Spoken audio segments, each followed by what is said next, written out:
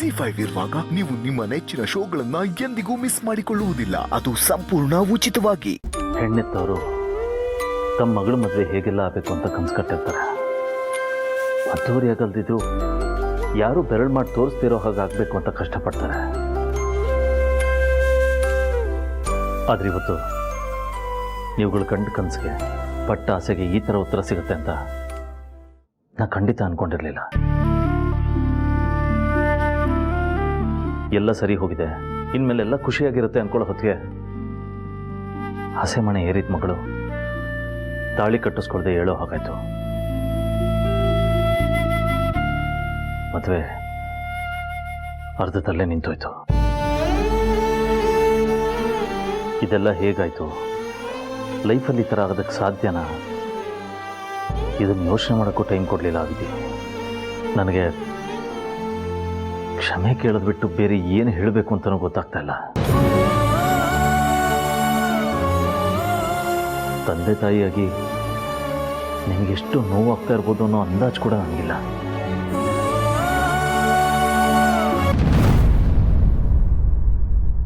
ದಯವಿಟ್ಟು ನನ್ನ ಕ್ಷಮಿಸ್ಬಿಡಿ. ಅಳಿ ಅಂದರೆ ನನಗೆ ಏನು ಹೇಳಬೇಕು ಅಂತಲೂ ಗೊತ್ತಾಗ್ತಾ ಇಲ್ಲ. ಯಾರು ಊಹಿಸಕ್ಕೆ ಸಾಧ್ಯ ಆಗದೆ ಇರುವಂಥದ್ದು ನಡೆದು ಹೋಗಿದೆ. ಅದಕ್ಕೆ ನಾವಾಗ್ಲಿ ನೀವಾಗ್ಲಿ ಏನ್ ತಾನೇ ಮಾಡಕ್ ಸಾಧ್ಯ? ಇದೆಲ್ಲ ನಮ್ಮ ಹಣೆ ಬರ ಅಂತ ಸುಮ್ಮನಾಗೋ ವಿಷಯ ಅಲ್ಲ. ಆಗಿದಾಗ್ಲಿ ಜೀವನ ಮುಂದೆ ಸಾಗಿಸೋಣ ಅಂತ ಸಮಾಧಾನ ಆಗೋವಂಥ ವಿಷಯನೂ ಅಲ್ಲ. ಇಂಥ ಅನ್ಯಾಯ ನನ್ನ ಮಗಳಿಗೆ ಯಾಕೆ ಆಗ್ತಾ ಇದೆ ಅಳಿ ಅಂದ್ರೆ ಇದಕ್ಕೆ ಯಾರು ಉತ್ತರ ಕೊಡ್ತಾರೆ? ಯಾರು ಉತ್ತರ ಕೊಡ್ತಾರೆ? ಸತ್ಯಕ್ಕೆ ನನ್ನ ತಲೆಯಲ್ಲಿ ಏನೂ ಓಡ್ತಾ ಇಲ್ಲ. ಇನ್ಫ್ಯಾಕ್ಟ್ ನಾನು ಏನು ಮಾಡ್ತಾ ಇದ್ದೀನಿ ಅಂತ ನನಗೆ ಗೊತ್ತಾಗ್ತಾ ಇಲ್ಲ. ನನಗೇನು ತೋಚುತ್ತೋ ಅದನ್ನು ಮಾಡ್ತಾ ಇದ್ದೀನಿ ಅಷ್ಟೇ. ಅಡಿ ಅಂದ್ರೆ ತೋರು ನಮ್ಮ ಮಗಳ ಜೀವನ ಹೀಗಾಯ್ತಲ್ಲ ಅಂತ ಕೊರಗ್ಬೋದು. ಅಯ್ಯೋ ಭಗವಂತ ಅವಳನ್ನ ಕಾಯಪ್ಪ ಅಂತ ಬೇಡ್ಕೋಬಹುದು. ಆದ್ರೆ ನಿಜವಾಗ್ಲೂ ನೋವು ಅನುಭವಿಸ್ತಾ ಇರೋದು ನಮ್ಮ ಮಗಳು ಅಳಿ ಅಂದ್ರೆ. ಅವಳಿಗೆ ಎಷ್ಟು ನೋವಾಗಿರ್ಬೋದು. ಅವಳು ಮದುವೆ ಬಗ್ಗೆ ಎಷ್ಟೊಂದು ಕನಸುಗಳನ್ನು ಇಟ್ಕೊಂಡಿದ್ಲು. ಎಲ್ಲರ ಮುಂದೆ ಎಲ್ಲಾ ಕನಸುಗಳು ಚೂರಾಗೋಯ್ತಲ್ಲ ಅಳಿಯದ್ರೆ. ಅವಳ ನೋವಿಗೆ ಯಾವ ಮುಲಾಮೂ ಇಲ್ಲ, ಯಾವ ಮುಲಾಮೂ ಇಲ್ಲ. ಲೀಲಾ ಬಗ್ಗೆ ನೀವೇನು ಯೋಚನೆ ಮಾಡ್ಬಿಡಿ ಸರ್.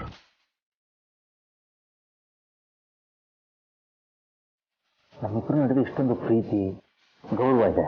ನೀವು ನನ್ನ ಸರ್ ಅಂತ ಕರಿಬಿಡಿ ಮಾವ.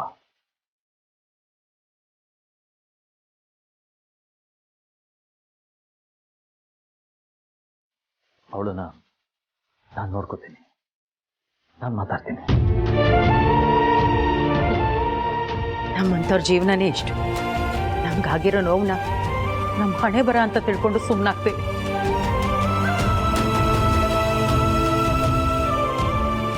ನೀವು ಏನು ಅಂದಿದ್ರೂ ತಡ್ಕೋಬಹುದಾಗಿತ್ತು. ಆದ್ರೆ ಮಾವ ಅಂತ ಕರೆದ ಬಾಯಲ್ಲಿ ಸರ್ ಅಂತ ಕರೆದ್ರಲ್ಲ, ಅದು ಸರ್ ಅರ್ಥ ಆಯ್ತು ಬಿಡಿ ಸರ್.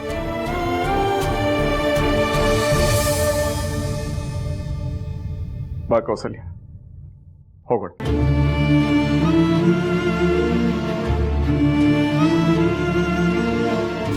ಅಜ್ಜಿ, ಈಗ ಲಕ್ಷ್ಮಿ ಊಟ ತರ್ತಾಳೆ. ನಿಮ್ಮ ಕೈಲಿ ಎಷ್ಟಾಗುತ್ತೋ ಅಷ್ಟು ತಿನ್ನಿ, ಫೋರ್ಸ್ ಮಾಡಲ್ಲ. ತಿನ್ಲಿಲ್ಲ ಅಂದ್ರೆ ತಲೆ ಸುತ್ತ ಬಂದ್ಬಿಡುತ್ತೆ. ನೋಡಿ, ಲಕ್ಷ್ಮಿ ಬಂದೇ ಬಿಟ್ಲು. Thank you Lakshmi.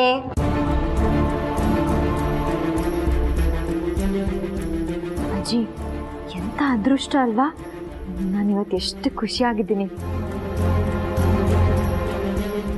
ಅವತ್ತು ಹೇಳಿದಾಗ ನೀವು ಡೈರಿ ಏನಿನ್ ಭ್ರಮೆ ಕಣೆ ನಾಗವಲ್ಲಿ ಅಂತ ಏನೇನೋ ಹೇಳ್ಬಿಟ್ಟು ನನ್ನ ಮಾತು ಮರ್ಸ್ಬಿಟ್ರಿ. ಇವಾಗ ನೋಡಿ ಅಂತರ ಅಕ್ಕ ನಿಜವಾಗ್ಲೂ ಬಂದೇ ಬಿಟ್ಟಿದ್ದಾರೆ. ನನ್ನ ಕಣ್ಣು ತುಂಬ ಶಾರ್ಪ್ ಅಜ್ಜಿ. ಒಂದ್ಸತಿ ನೋಡಿದ್ನ ಪಕ್ಕ ಫಿಕ್ಸ್ ಮಾಡ್ಕೊಳುತ್ತೆ, ಒಂಥರ ಹದ್ದಿನ ಕಣ್ತಾರ. ನಾನೇನೋ ಹೇಳಿದೆ, ಆದರೆ ನೀವು ನನ್ನ ಟ್ಯಾಲೆಂಟ್ ಮೇಲೆ ಡೌಟ್ ಪಟ್ಬಿಟ್ರಿ. ಆದರೆ ಇವಾಗ ನೋಡಿ ಅಂತರ ಅಕ್ಕ ಬಂದಿದ್ದಾರೆ. ಅವ್ರು ಬಂದಮೇಲೆ ನನಗೂ ಇನ್ನೊಂದು ಟ್ಯಾಲೆಂಟ್ ಇದೆ ಅಂತ ಕನ್ಫರ್ಮ್ ಆಯಿತು. ಆದರೂ ಅಂತರ ಅಕ್ಕನ ಫಸ್ಟ್ ನೋಡಿದ್ದು ನಾನೇ. ನಾನೆಷ್ಟು ಲಕ್ಕಿ ಅಲ್ವಾ? ಇಲ್ಲ ಅತ್ತೆ, ಯಾಕೆ ಬಿಹೇವ್ ಮಾಡ್ತಿದ್ದಾರೆ? ಏನಾಗ್ತಿದೆ ಒಂದು ಅರ್ಥ ಆಗ್ತಿಲ್ವಲ್ಲ. ಅವ್ರಿಗೆ ನೋವೇ ಆಗಲ್ವಾ? ನಾನೆಷ್ಟು ಲಕ್ಕಿ ಅಲ್ವಾ? ಆ ಮಾಡಿ ಅಜ್ಜಿ, ಯಾಕೆ ಪುಟ್ಟ ಮಗು ಥರ ಹಠ ಮಾಡ್ತೀರಾ? ನೀವು ಮಾತ್ರೆ ನುಂಗ್ಬೇಕಲ್ಲ, ಆ ಮಾಡಿ. ನಂಗೆ ಊಟ ಬೇಡ.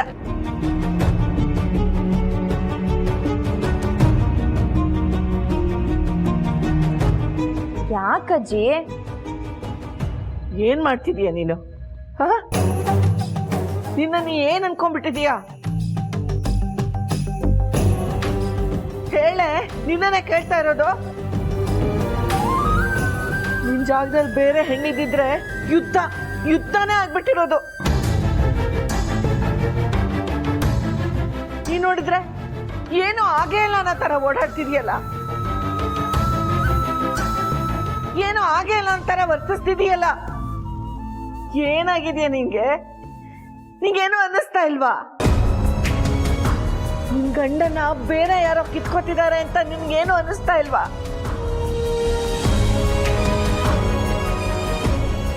ನಿನ್ ಜಾಗಕ್ಕೆ ಬೇರೆ ಯಾರೋ ಬರ್ತಿದ್ದಾರೆ ಅನ್ನೋದ್ರ ಅರಿವಾದ್ರೂ ಇದೆಯಾ ನಿಂಗೆ? ಅಬ್ಬಬ್ಬಬ್ಬಬ್ಬಬ್ಬ, ಎಷ್ಟು ಜೋರಾಗಿ ಮಾತಾಡ್ತೀರಾ?